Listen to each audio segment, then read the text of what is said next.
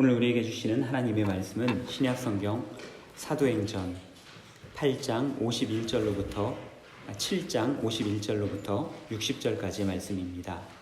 제가 가진 성경으로 신약성경 199면에 있습니다. 사도행전 8장 51절로부터 60절까지의 말씀입니다.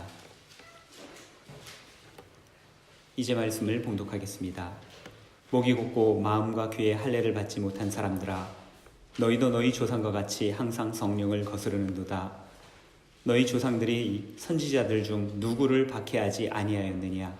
의인이 오시리라 예고한 자들을 그들이 죽였고, 이제 너희는 그 의인을 잡아준 자요 살인한 자가 되나니 너희는 천사가 전한 율법을 받고도 지키지 아니하였도다 하니라.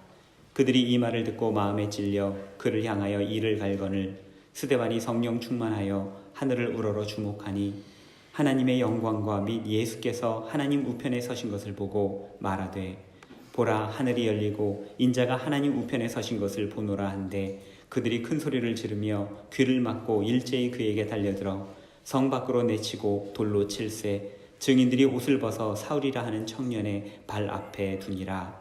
그들이 돌로 스데반을 치니 스데반이 부르짖어 이르되, 주 예수여 내 영혼을 받으시옵소서 하고 무릎을 꿇고 크게 불러 이르되, 주여 이 죄를 그들에게 돌리지 마옵소서. 이 말을 하고 자니라. 아멘. 저는 좌우에 계신 분들과 사랑의 인사 나누겠습니다. 옆에 계신 분들, 앞뒤에 계신 분들 돌아보시고 인사 나누시기 바랍니다. 만나서 반갑습니다.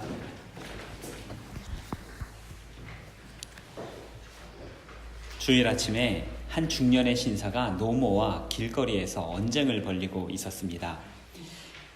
이 중년 신사는 교회 가기 싫다며 구구절절히 그 이유를 대고 있었습니다. 첫째로는 아내와 말다툼을 했기 때문에 감정이 상해서, 기분이 상해서 교회 가기 싫다는 것입니다. 둘째로 예배 시간에 대표 기도가 너무 길어서 듣기가 싫다라는 것입니다. 오늘은 안 그랬습니다만. 세 번째로 설교가 너무 마음에 들지 않는다는 것입니다. 이 말을 들은 노모가 이렇게 말을 하였습니다. 네가 교회를 가야만 하는 이유가 세 가지가 있다. 첫 번째로, 교회는 기분에 따라가는 곳이 아니다. 둘째, 교회는 사람을 보고 가는 곳도 아니다. 셋째, 설교가 마음에 들지 않는다면 네가 좀 더 준비를 하면 된다. 그리고 아무리 그래도 그렇지 네가 담임 목사인데 교회 가기 싫다는 것이 말이 되니? 노모의 설명을 들은 중년 신사는 황급하게 교회로 발걸음을 옮겼다고 합니다. 유머인데 재미있게 들으셨는지 모르겠습니다. 저는 마음에 확 와닿았습니다. 설교를 잘 준비해야 되겠구나. 누군가에게 핑계가 되지 않으려면 잘해야 되겠구나 생각이 들었습니다. 사람들은 누구나 교회에 대한 다양한 불만이 있을 수 있습니다. 우리 마음속에는 각자가 생각하고 있는 가장 아름답고 거룩한 교회의 모습들이 있을 것이며, 교회에 대한 기대들도 각자가 가지고 있을 것입니다. 그래서 교회 생활을 하면서 교회는 이래야 된다, 교회는 저래야 된다, 이런 생각들도 종종 하시곤 하였을 것입니다. 이런 생각들을 실천적이고 헌신적으로 가져가면 이것은 건설적인 생각이 됩니다. 더 좋은 교회를 만들 수 있다라는 말입니다. 그런데 이런 생각들을 가지고 다른 사람들에게 강요를 하거나 다른 사람들의 희생을 요구를 하면 교회에는 분란과 분쟁이 일어나기 시작합니다. 가기 싫어지는 교회가 되는 것입니다. 좋은 교회를 원하십니까? 불평 없이 다니실 수 있는 그러한 교회를 원하십니까? 그렇다면 여러분이 만들어 가시면 됩니다. 여러분들이 결심하고 시작하는 일에 하나님께서 반드시 함께 하실 것입니다. 불평을 하더라도 도움을 주면서 불평을 하십시다. 함께 참여하지 않으면 불평할 자격조차 없기 때문입니다. 성경 공부에 참석하기가 힘이 들다. 그러면 목회자를 도와줘야 됩니다. 찬양대의 소리가 작다. 오늘은 찬양대의 소리가 이렇게 우렁찬 날이 없었던 것 같은데 원고에 썼으니까 제가 이렇게 썼습니다. 읽었습니다. 소리가 작다. 그러면 찬양대를 지원해주고 또 함께 찬양대에 함께하면 되는 것입니다. 어떻게 돕지도 않고 불평을 할 수 있겠습니까? 우리 모두는 예배자들입니다. 예배를 드리러 와야지 예배를 보러 와서는 안 되는 것입니다. 구경꾼이 되지 말고 예배자가 되시기를 바랍니다. 그렇게 하신다면 여러분께서 함께 하시는 예배는 언제나 좋은 예배가 될 수 있습니다. 아멘이십니까? 예. 말씀을 들을 때에도 실천하는 사람이 있는가 하면 불평하고 거부하는 사람들이 있습니다. 오늘 본문에도 두 부류의 사람이 등장을 하는데요. 한편엔 스데반이고 다른 한편에는 스데반을 참소하는 유대인들이 있었습니다. 이 두 부류의 사람들을 제가 두 번째 대지에 쓴 바와 같이 물질 문명과 신본주의라고 명명을 하려고 합니다.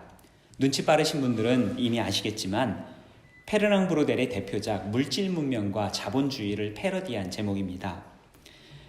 페르낭 브로델이 속한 아날 학파는요, 이전까지의 모든 역사라는 것이 정치를 중심으로 어느 왕조가 있었고 이런 정치를 중심으로 봤던 이 통사를 깨고 역사라는 것을 전체를 봐야 된다. 당시 시대상이 어땠는지, 사람들의 시장 경제가 어땠는지, 물건을 사는 장바구니 가격은 어땠는지 이 전체를 봐야 된다라는 것을 제시한 그러한 학파였습니다. 다른 관점, 새로운 관점을 사람들로 하여금 보도록 하였던 것이죠. 유대인들과 스데반을 두고 물질 문명과 신본주의다라고 제가 비유를 한 이유가 여기에 있습니다. 이 둘의 차이는 관점의 차이였기 때문입니다. 물질을 중심으로 한 물질적 관점으로 보느냐 혹은 하나님의 관점에서 보느냐 하는 것이었습니다. 스데반은 성전에 대하여 거짓 참소하고 신성 모독이라며 핏대를 세우는 유대인들에게 성전이 아니라 하나님께 주목해야 된다라고 강조를 하였습니다.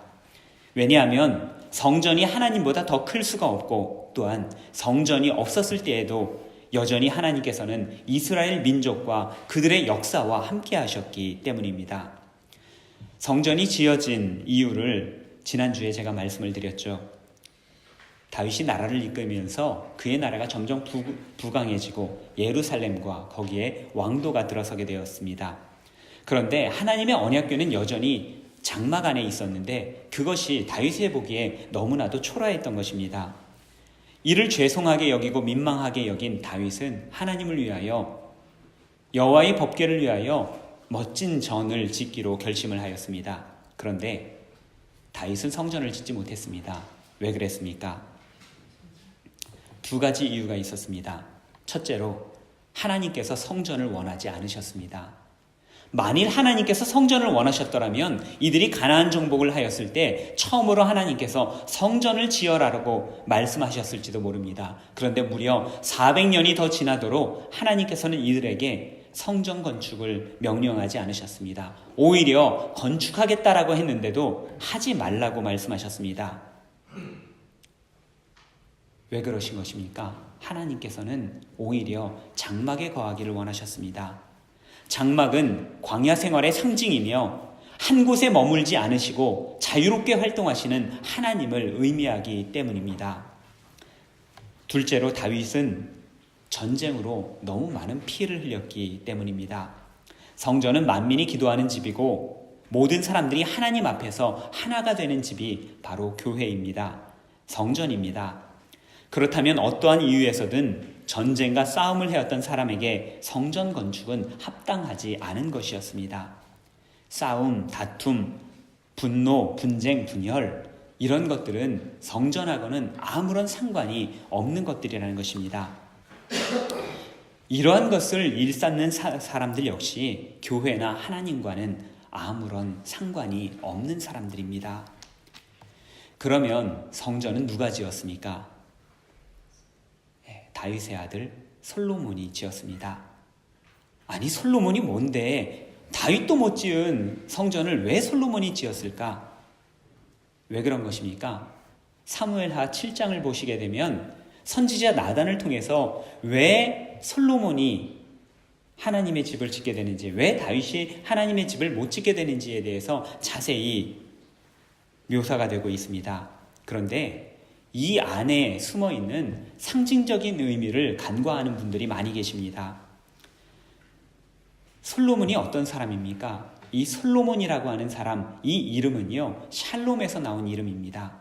이 사람은 날 때부터 평화의 왕으로 난 사람입니다. 다윗은 어떠한 이유에서건 싸움을 한 사람인데 반하여 솔로몬은 평화의 왕이었기 때문에 성전을 지을 수가 있었던 것입니다. 하나님의 성전은 평화의 사람들이 지어야 한다는 것을 여기에서 의미하고 있는 것입니다. 성전을 지은 평화의 왕 솔로몬이 하나님께 고백을 하였습니다. 역대하 6장 18절 말씀입니다. 하나님이 참으로 사람과 함께 땅에 계시리이까 보소서 하늘과 하늘들의 하늘이라도 주를 용납하지 못하겠거든 하물며 내가 건축한 이 성전이오리이까. 하나님의 세계는 우리가 발디디고 있는 이 물질 문명과는 이 물질 문명에 기반하고 있지 않다라는 것을 분명히 보여주는 그러한 말씀입니다. 하나님은 영이시니 예배하는 자가 영과 진리로 예배할지니라 예수님께서 말씀하셨죠. 물질에 매여 살지 말고 눈에 보이는 것에 현혹되지 말고 하나님 중심으로 살아라, 신본주의로 살아라 주님께서 말씀하신 것입니다. 그럼에도 사람들은 하나님의 임재를 자꾸만 외적인 것으로 상상하곤 합니다. 하나님을 바라보려고 하기보다는 자신이 상상하는 하나님 안에 자꾸 하나님을 가두려고만 합니다. 그래서 사람들은 눈에 보이는 성전이나 율법 안에 하나님을 제한하려고 한 것이었습니다.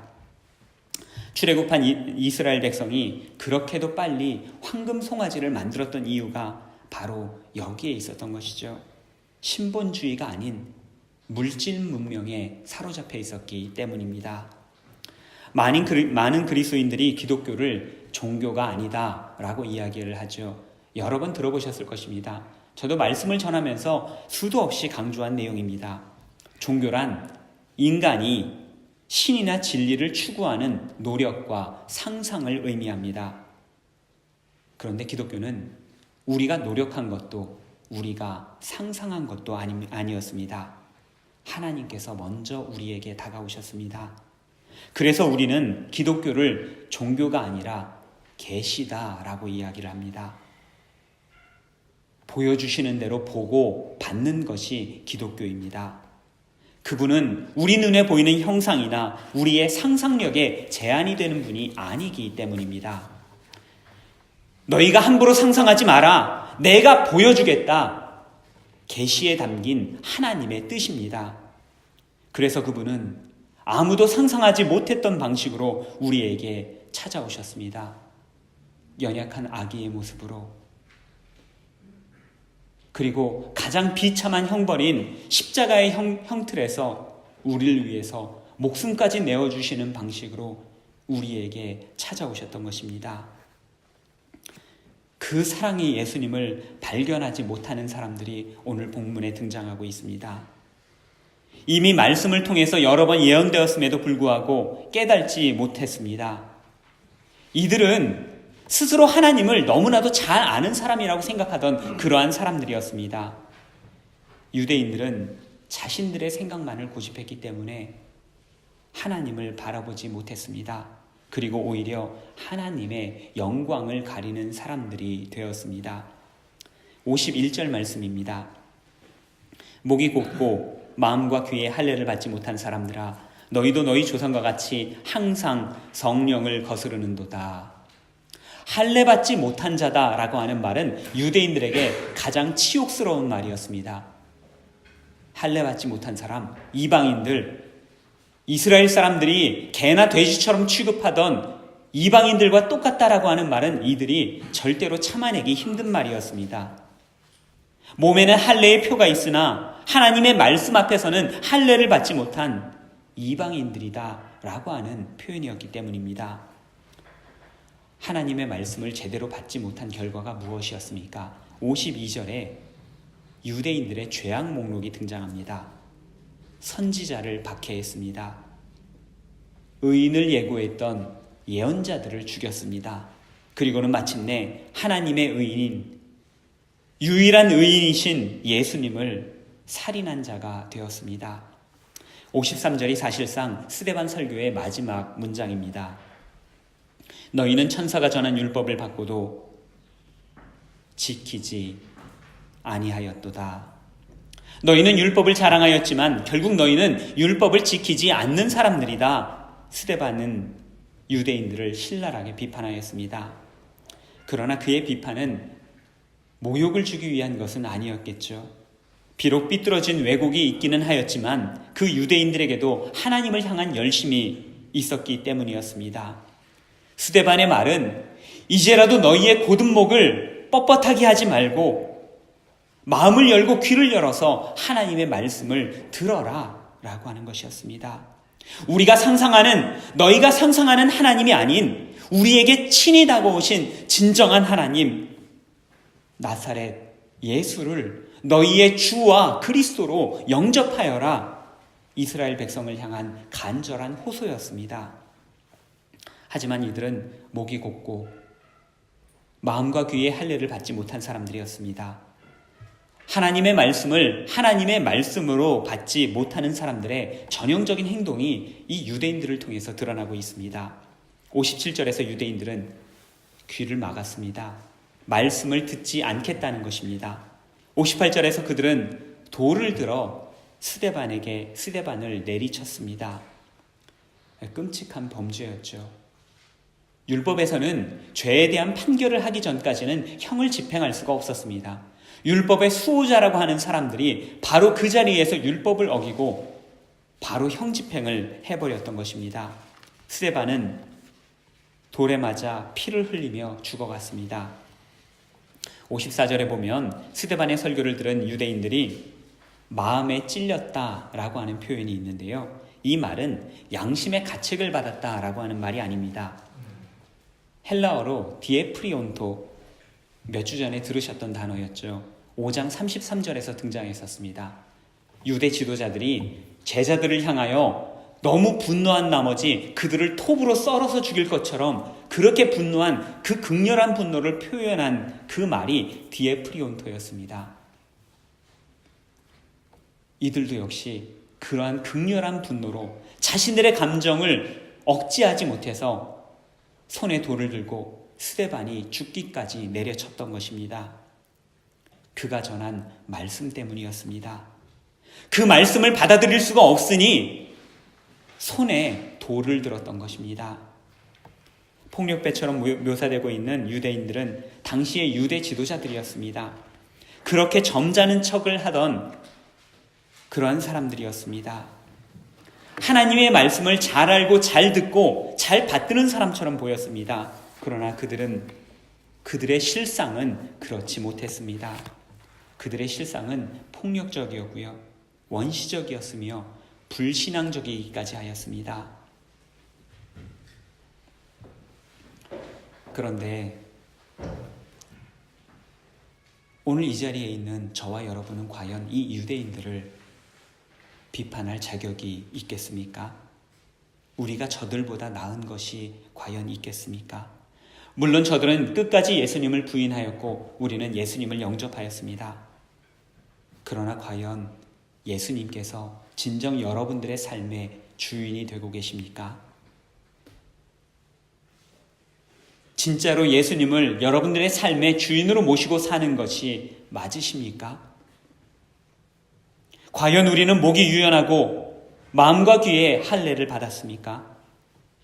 우리는 하나님의 말씀을 하나님의 말씀으로 그대로 받아들이고 있습니까? 지키고 계십니까?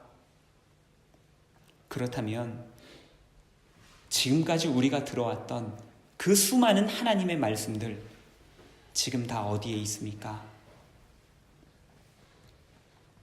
과연 그것들이 우리들의 삶에서 나타나고 드러나고 있습니까? 열매 맺고 있습니까? 우리 삶에서 그것이 나타나고 있지 않다면 그 말씀들 지금 다 어디에 있습니까? 신앙의 연륜에 따라 다르겠지만 20년 신앙생활을 하셨더라면 적어도 1000번의 주일 설교를 들으셨을 것입니다. 주일 설교만으로는 은혜가 모자라서 저녁 예배, 수요 예배, 금요 예배, 성경 공부, 새벽 기도회, 묵상 모임에 극동 방송까지 요즘은 인터넷 덕분에 온라인에서 쉴 새 없이 은혜의 말씀들을 들을 수가 있습니다. SNS에서 훌륭한 설교들이 전화기로 쏙쏙 들어옵니다. 그런데 그 설교들, 그 말씀들 지금 다 어디에 있습니까? 듣는 척 했지만 결국 그 말씀들 돌로 내치신 것은 아니었습니까? 많이 듣는 욕심, 좋은 말씀에 대한 욕심, 좋은 환경에 대한 욕심 다 좋습니다. 그러나 말씀을 진정 내 것으로 받아들이고 실천하려는 욕심이 없다면 다른 것들은 다 쓸모없는 것들입니다. 사도 바울이 배설물처럼 여긴다고 했었던 것들, 바로 그것들이 되는 것입니다. 나빠서 배설물이 되는 것이 아니라 진짜 집중할 것에 집중하지 못하게 되니까 배설물보다 더 못한 것이 돼버리고 마는 것입니다. 말씀을 실천해 보려는 욕심이 있으십니까? 잡다한 성경적 지식들을 쌓아놓는 것 말고 복음의 본질에만 집중하려는 욕심 가지고 계십니까? 오늘 우리 역시도 목이 곧고 마음과 귀에 할례를 받지 못했습니다. 말씀을 듣기 싫어하기 때문입니다. 듣기 좋아하는 것처럼 보이지만 실상은 말씀을 듣고 변화받기를 싫어합니다. 매주일 말씀을 들으면서 1년 전에 내 모습과 달라진 바가 없다면 우리는 말씀을 헛듣고 있는 것 아니겠습니까? 말씀 앞에 우리의 마음을 열어놓지 못하고 있는 것 아니겠습니까? 하나님의 말씀을 행할 의지가 없는 것 아니겠습니까? 유대인들 역시 말씀을 들었지만 받아들일 마음이 없었습니다. 행할 의지가 없었습니다. 그러니 그 말씀이 눈에 가시밖에 되지 않았던 것입니다. 그래서 귀를 막고 돌로 쳤던 것입니다. 설교서도에 두 부류의 사람이 있다 말씀드렸습니다. 자신의 생각한 가치를 위해 스스로 헌신하고 희생하는 사람이 있는가 하면 그 가치를 위해 불평하거나 다른 사람을 희생시키는 사람도 있습니다. 성전은 제사 드리는 곳입니다. 제사는 짐승을 죽여 제물로 드리는 것이지만 실상은 내가 죽는 곳입니다. 우리의 죄악된 마음, 우리의 이기심, 우리의 교만한 마음을 죽이는 곳이 바로 성전입니다. 제사의 과정을 보면 피를 쏟고 가죽을 벗기고 몸에 부위를 절단하고 벌려서 놓고 그리고 불에 태웁니다. 죽이고 또 죽이는 과정입니다. 그렇게 하지 않으면 우리의 죄악된 성품이, 우리의 못난 자아가 잘 죽지 않기 때문입니다. 창세기에서 하나님께서는 아벨의 제사를 받으셨지만 가인의 제사는 받지 않으셨습니다. 참된 제사는 피 흘리는 제사이기 때문입니다. 가인의 제사는 피 흘림이 없는 제사였습니다. 제사에서 피 흘림이 없으니 자신이 죽지 못했습니다. 자신이 죽지 못한 결과가 무엇이었습니까? 다른 사람을 죽였습니다. 내가 죽지 못하니 다른 사람을 죽이더라 라는 것입니다. 모세 때부터 유대인들은 율법에 따라 피의 제사를 드렸습니다. 하지만 이들은 짐승의 피만 흘렸지 여전히 가인의 제사를 드렸습니다. 제사를 통하여 자신들을 죽이지 못하니 오히려 다른 사람들을 죽이는 제사를 드렸던 것입니다. 이처럼 성전은 그들의 마음을 교만하게 만들었고 그곳에서 유대인들은 다른 사람들과 이방인들을 판단하고 죽이는 일을 서슴지 않았던 것입니다. 오늘 본문에서 스데반은 죽임을 당하였습니다. 그가 죽기 원한 것은 아니었습니다. 그러나 죽음을 각오하고 설교를 하였습니다. 생명을 주지 않고는 생명을 구할 수가 없기 때문입니다.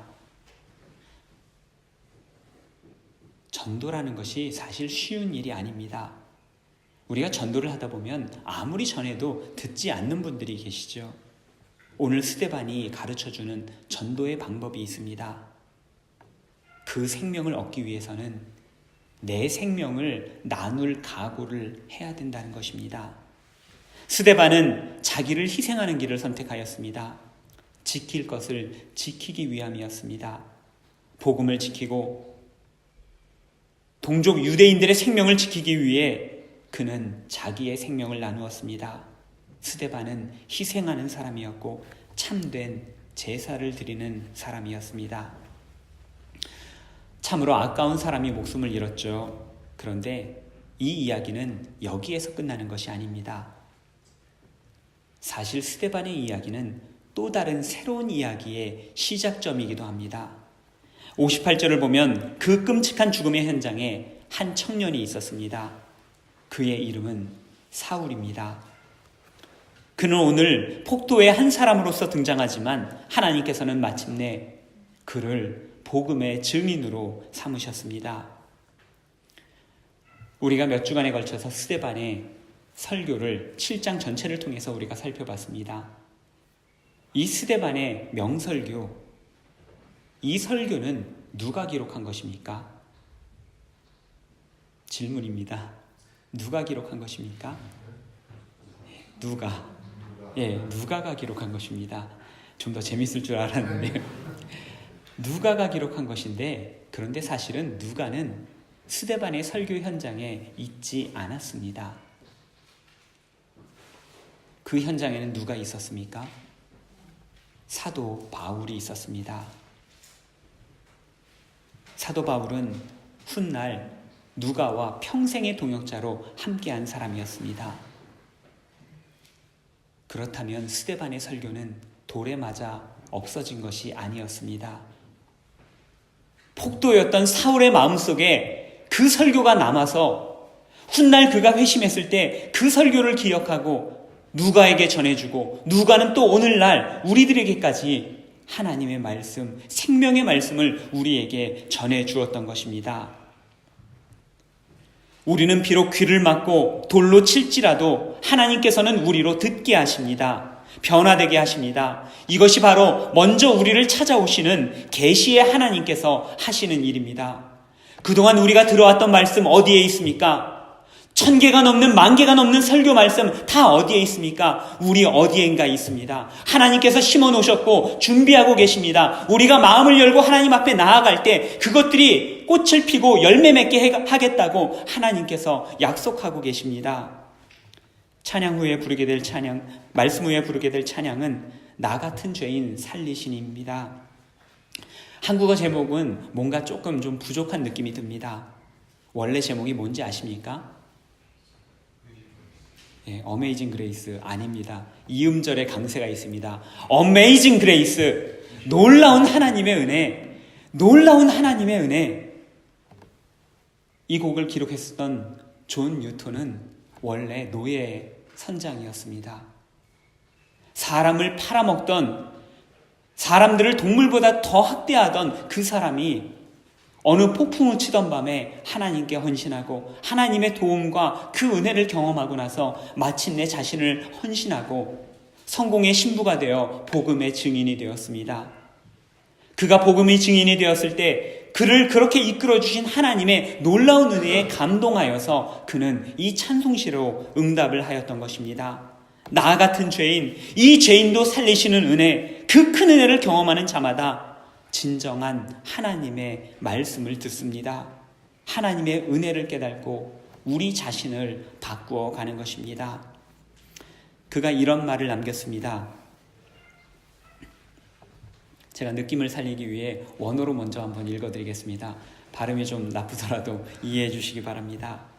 I am not what I ought to be. I am not what I want to be. I am not what I hope to be.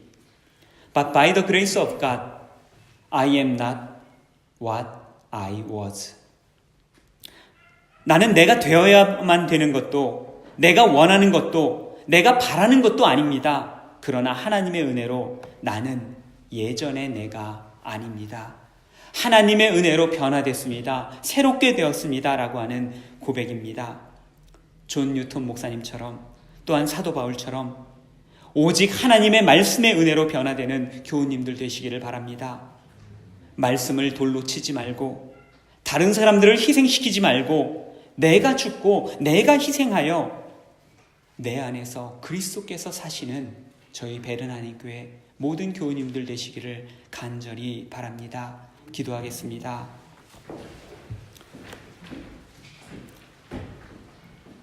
우리를 살리기 위해 생명까지 내어놓으신 주님, 주님 본받아 저희 역시 저희 자신을 내어놓는, 우리 생명을 내어놓는 사람들 되게 하여 주시옵소서. 말씀을 귀담아 듣고 우리의 삶이 변화되도록 내어놓겠습니다. 다른 사람들을 희생시키는 사람이 아니라 스스로 희생하는 사람이 되겠습니다. 오직 하나님의 은혜로 살아가는 저희가 되도록 성령님 저희와 함께하여 주시옵소서. 예수님 이름으로 간절히 기도드립니다. 아멘.